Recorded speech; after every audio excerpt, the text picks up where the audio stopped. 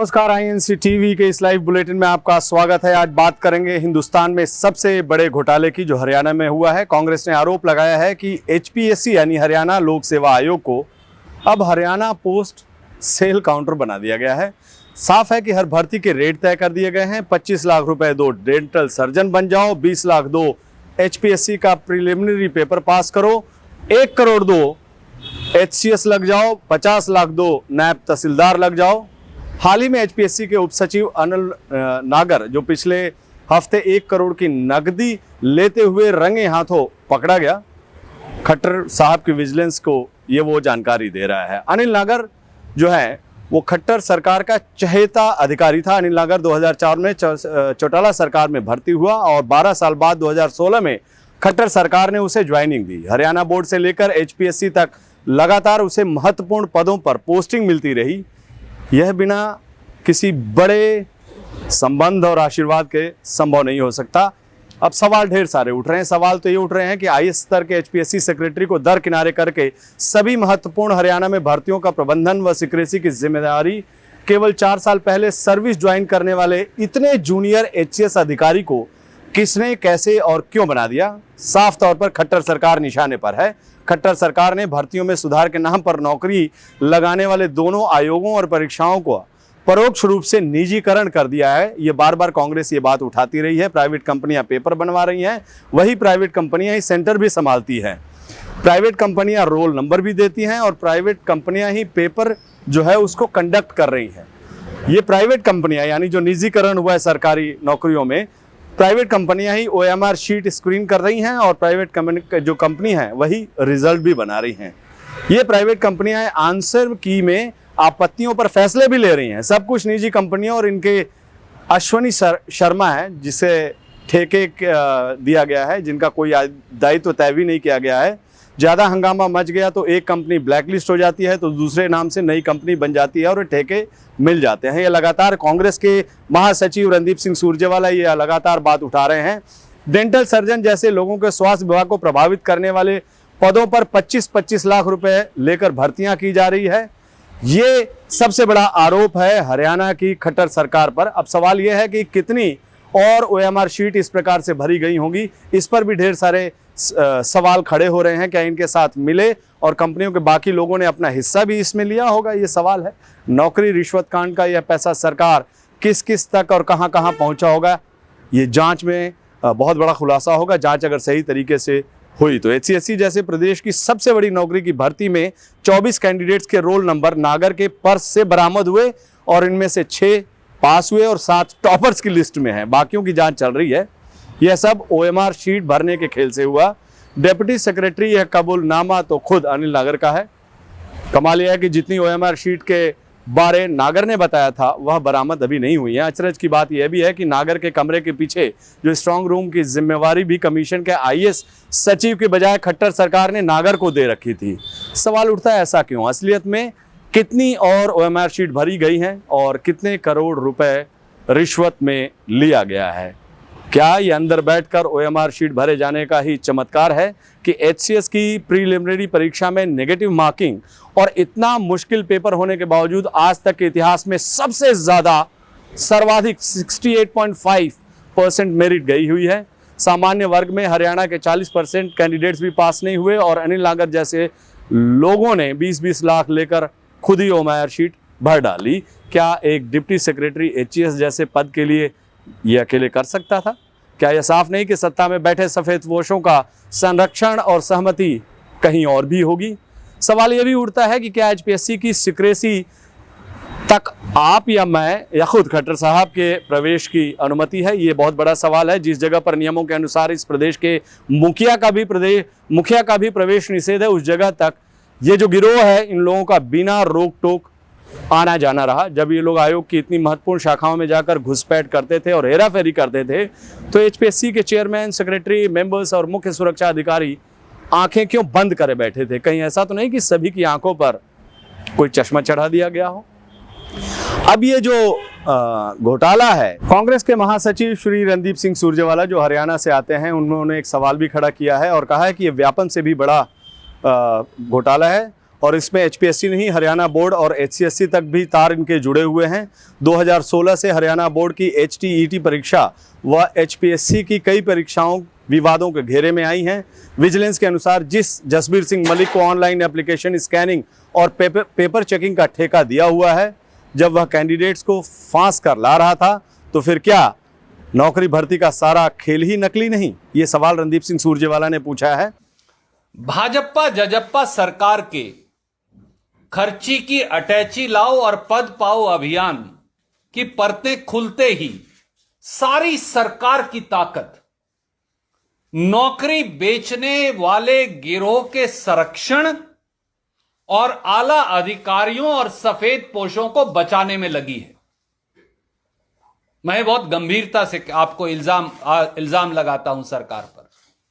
भाजपा जजप्पा सरकार और मुख्यमंत्री आदरणीय मनोहर लाल खट्टर जी अपनी जिम्मेवारी स्वीकारने की बजाय पूरी तफ्तीश को दिग्भ्रमित कर पीछा छुड़ाने की फिराक में लगे। लगता है कि पुलिस और विजिलेंस विभाग अब दोनों मिलकर इस नौकरी घोटाले की जांच पूरी होने से पहले ही या जांच शुरू होने से पहले ही पर्दा डाल रहे हैं। पूरी सरकार मिलकर किसी कीमत पर और किसी तरह से सारे मामले को रफा दफा करना चाहती है। यहां तक कि मुख्य दोषी भी अब पुलिस रिमांड और हिरासत चैन की सांस ले रहे। इस गति से यह चलता रहा तो बहुत जल्दी वो जमानत पर भी छूट जाएंगे। और साल 2018 के हरियाणा पब्लिक सर्विस कमीशन के रिश्वत दो नौकरी लो कांड की तरह यह मामला भी पाताल की तह में छुप जाएगा। पर प्रदेश के युवाओं की ओर से मैं ये कहूंगा कि आदरणीय मुख्यमंत्री खट्टर साहब और भाजपा जजपा सरकार अपनी जवाबदेही से पल्ला नहीं झाड़ सकते। नए सनसनी खुलेज और तथ्य जो हम आपके बीच में आज लेकर आए हैं वो सीधे तौर से पर्दा डालो अपराधी बचाओ योजना की ओर इशारा कर रहे हैं। भाजपा जजपा सरकार और मुख्यमंत्री को सिलसिलेवार अब नए बिंदुओं का जवाब देना होगा। पहला, खट्टर साहब ने झूठ बोलकर क्यों बरगलाया और किसे बचाया? हरियाणा पुलिस के विजिलेंस विभाग ने 20 नवंबर 2021 को एक व्हाट्सएप प्रेस रिलीज जारी कर, जिसकी प्रतिलिपि मैं आपको भेज रहा हूं, यह आप ही के पास आई थी। उन्होंने यह कहा कि हरियाणा पब्लिक सर्विस कमीशन का डिप्टी सेक्रेटरी अनिल नागर 1 करोड़ से अधिक की रिश्वत के साथ एचपीएससी के दफ्तर से गिरफ्तार हुआ। विजिलेंस विभाग ने 23 नवंबर 2021 को पंचकुला की अदालत में जो रिमांड की दरखास्त दी है उसमें भी यह कहा कि डिप्टी सेक्रेटरी अनिल नागर को हरियाणा पब्लिक सर्विस कमीशन से 1 करोड़ 7 लाख रुपए की रिश्वत के साथ गिरफ्तार किया गया। उस रिमांड की प्रतिलिपि यह है, मैं आपको भेज रहा हूं।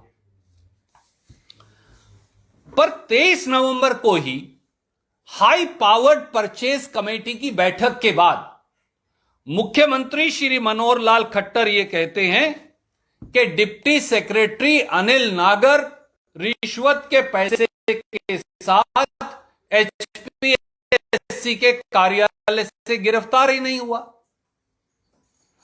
तो एक ये वीडियो देखिए उनका।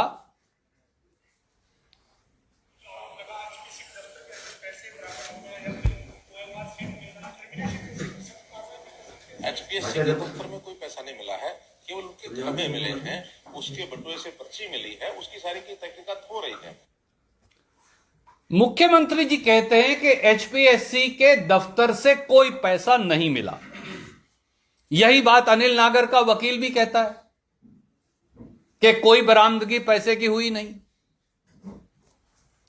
तो अनिल नागर के वकील और मुख्यमंत्री श्री मनोहर लाल खट्टर लगभग एक ही बात कह रहे हैं, जो हरियाणा विजिलेंस ब्यूरो की बात को झूठा साबित कर रही है।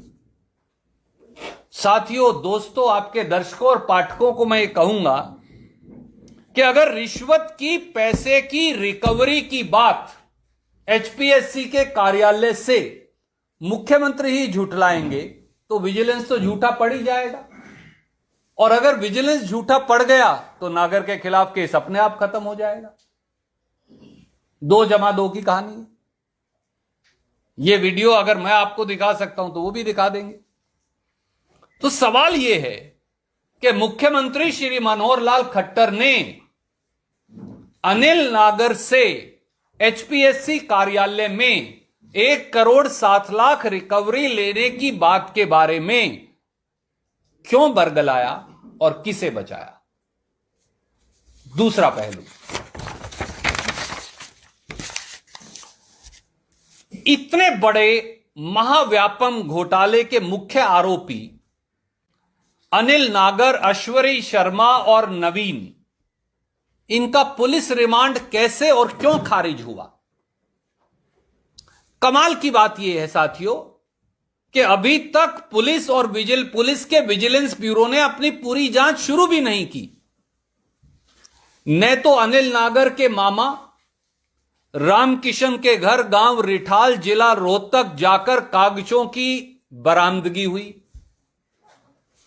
न अनिल नागर के निवास मकान नंबर 12/766 पुराना आर्य नगर रोहतक में उसे ले जाकर कागजों की बरामदगी हुई, न अनिल नागर के पंचकुला स्थित मकान नंबर 396 सेक्टर 7 में उसे ले जाकर कागजों की बरामदगी हुई, न ही अश्वनी शर्मा दलाल के शिव कॉलोनी सोनीपत के मकान में उन्हें ले जाकर कागजों की बरामदगी हुई, न ही एप्लीकेशन पोर्टल स्कैनिंग और पेपर चेक करने वाले जसबीर सिंह मलिक की एजेंसी सेफ.ई solutions private limited sector 11 Panchkula ले जाकर उन सारे कागजात की बरामदगी हुई, न ही मुख्य दोषी अनिल नागर, अश्वनी शर्मा और नवीन को दूसरी तरफ जसबीर सिंह मलिक, जसबीर भलारा और विजय भलारा के आमने सामने बिठाकर पूछताछ हुई, न ही जिन अभ्यर्थियों ने रिश्वत दी है डेंटल सर्जन के लिए, एचसीएस के लिए, उनको और मुख्य आरोपियों को आज तक आमने सामने बिठाया गया।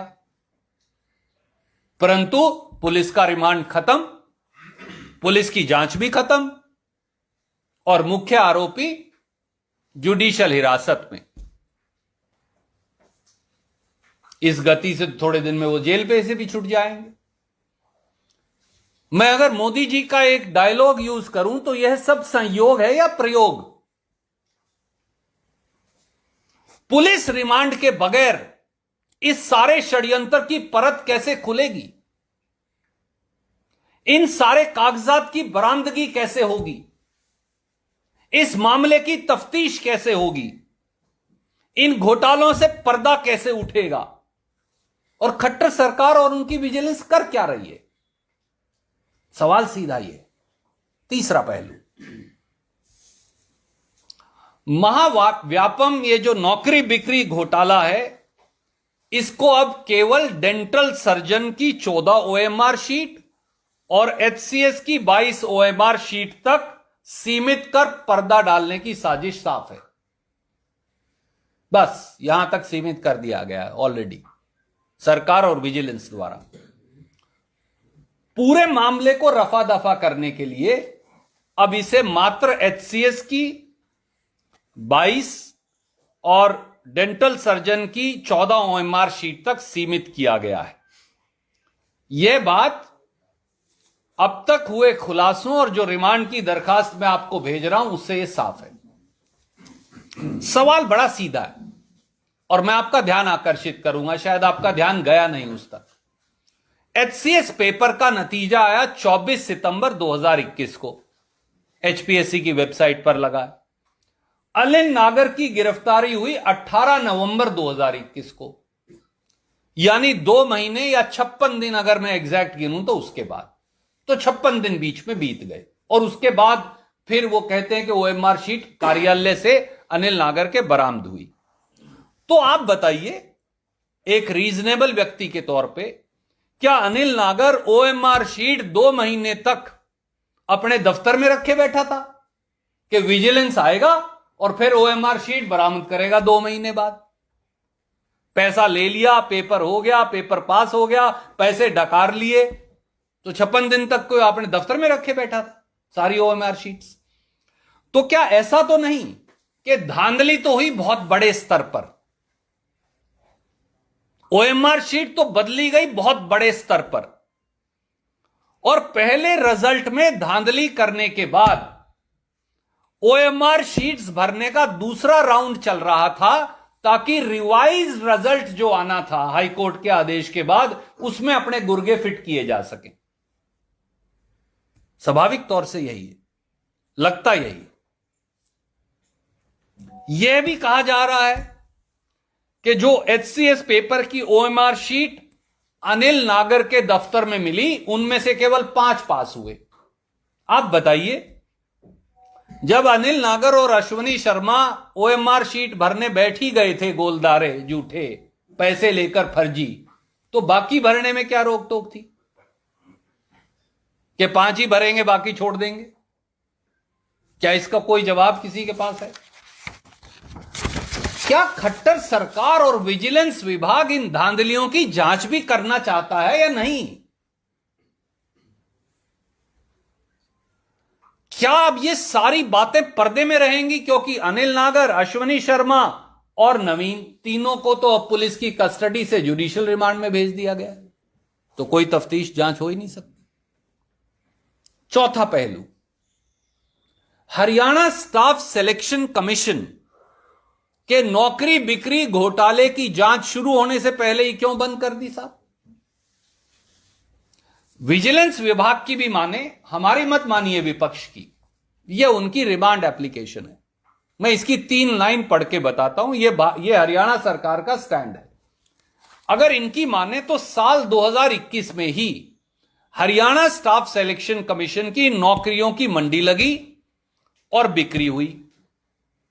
3 कैटेगरीज उन्होंने दी हैं, स्टाफ नर्स, वीएलडीए और एएनएम, जिसके बाकायदा पैसे लेकर पेपर पास करवाए गए। मैं एक लाइन आपको इसमें से आपके संज्ञान में लाता हूं। इसमें लिखा है, इसके अतिरिक्त वर्ष 2021 में एचसीएस की प्री एग्जाम में भी मैंने अश्वनी शर्मा व विजय भलारा से मिलकर 2 उम्मीदवार 20-20 लाख लेकर पास करवाए। इसके अतिरिक्त हम तीनों ने 40 स्टाफ नर्स, 4 वीएलडीए और करीब 15-16 एएनएम वर्ष 2021 में उपरोक्त आयोगों से निकली नौकरियों में 10-10 लाख रुपए लेके उक्त की परीक्षा पास करवाई थी। ये हम नहीं कह रहे, तो वो कह रहे हैं उनकी अपनी रिमांड एप्लीकेशन में। आगे पढ़िए, 3 लाइन छोड़ दें तो, इसी प्रकार हरियाणा कर्मचारी चयन आयोग में निकली भर्तियों में भी अश्वनी शर्मा अपने स्तर पर आयोग के अधिकारी कर्मचारियों से मिलकर उम्मीदवारों की लिखित परीक्षा पास करवा देता था। तो साथियों, सवाल यह है कि खट्टर सरकार और विजिलेंस विभाग दोनों हरियाणा स्टाफ सिलेक्शन कमीशन के दफ्तर में भी नहीं गए, कोई गया भी नहीं, उनका दरवाजा भी नहीं खड़खड़ाया, कोई उनका दरवाजे की कुंडी खड़खड़ाने नहीं गया आज तक। एक्यूज्ड अब जुडिशियल रिमांड में चले गए। तो हरियाणा स्टाफ सिलेक्शन कमीशन में पोस्टें बिकी, 3 पोस्टों की रिश्वत की बात आप अपने रिमांड दरखास्त में लिख रहे हो। आप यह भी लिख रहे हो कि हरियाणा स्टाफ सिलेक्शन कमीशन का हर पेपर बिक्री होता है, पास होता है, अश्वनी शर्मा पास करवाता है। ये मैं नहीं कह रहा, आप कह रहे हो, पर आप उनकी कुंडी खड़खड़ाने भी नहीं जाते। जांच करना तो बहुत बड़ी बात है। क्यों?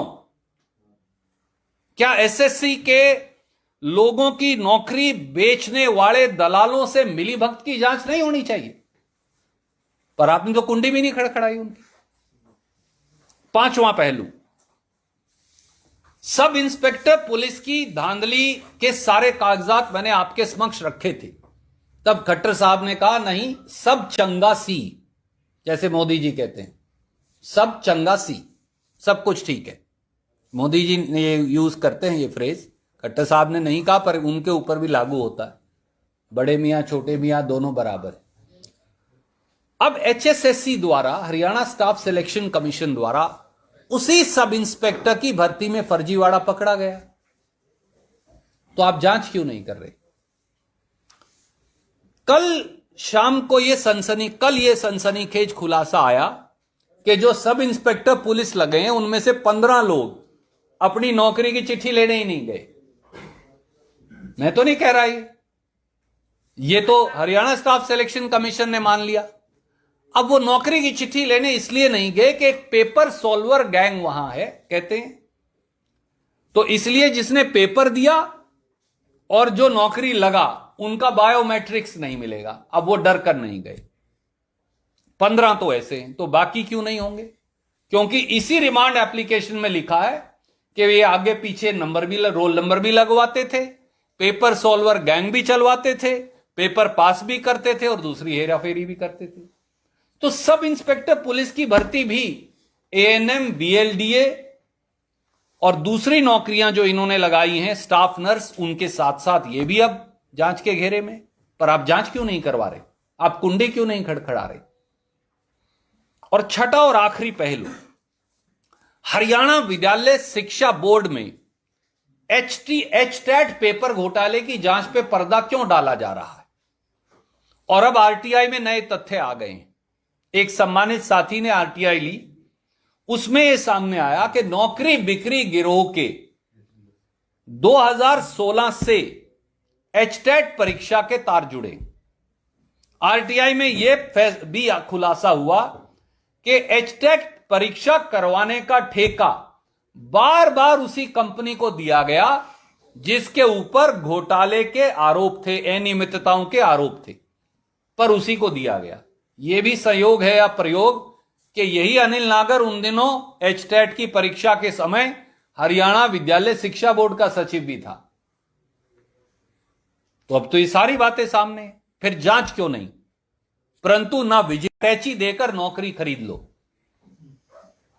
और दूसरा, खट्टर सरकार की आंख में आंख डालकर जवाब मांगो। हरियाणा का युवा जवाब मांगता है। यह लड़ाई राजनीतिक नहीं, यह लड़ाई हरियाणा के युवाओं के भविष्य को बचाने की है। और भाजपा जजपा याद रखे कि वो और ये सारे नौकरी बेच मंडी के दलाल 100 पर्दों के पीछे छुप जाएं, परंतु सच्चाई छुपेगी नहीं। अपराधियों का अपराध पकड़ा जाएगा।